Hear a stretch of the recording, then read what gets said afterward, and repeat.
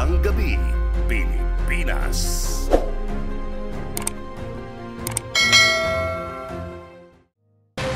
Patuloy na isinasagawa ng mga otoridad ang manhunt operation para madakip ang mga taong nasa likod ng Aman Futures Pyramiding Scam. Kinumpirma ngayon ng Malacanang na ilang opisyal mula sa local government units ang nabiktima rin ng Aman Futures Pyramiding Scam.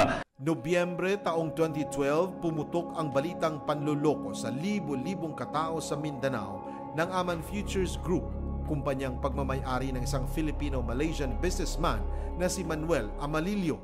Nagpalabas na ng warrant of arrest ang Pagadian City Regional Trial Court laban sa mga opisyal ng Aman Futures Group. Tumataginting na 12 billion pesos ang nakulimpat ng grupo ni Amalillo mula sa higit 15,000 residente na karamihay mula sa Pagadian City. Mga residenteng kumikita ng maliit na halaga gaya ng mga magsasaka ang mga naunang investors ng kumpanya. Kalaunay, maging ang mga profesional at ilang opisyal ng pamahalaan ang nasilaw sa offer ng grupo ni Amalillo. Ang pyramiding ang pinakapopular na uri ng investment scam.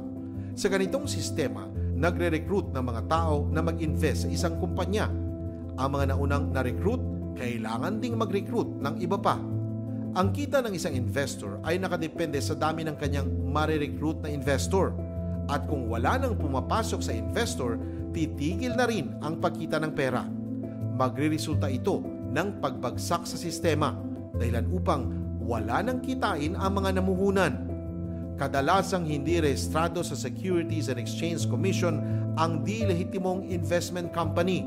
Pero ang pinakatanda raw na scam na iyong pinasok ay ang pangakong kikita ng napakalaki sa napakaiksing panahon lamang.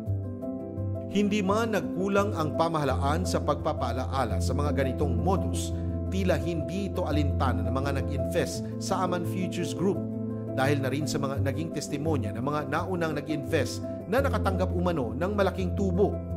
Gayunpaman, Setyembre taong 2012, ilang investors na ang nagsimulang maghain ng reklamo sa National Bureau of Investigation laban sa kumpanya dahil sa kabiguan nitong ibalik sa kanila ang salapi.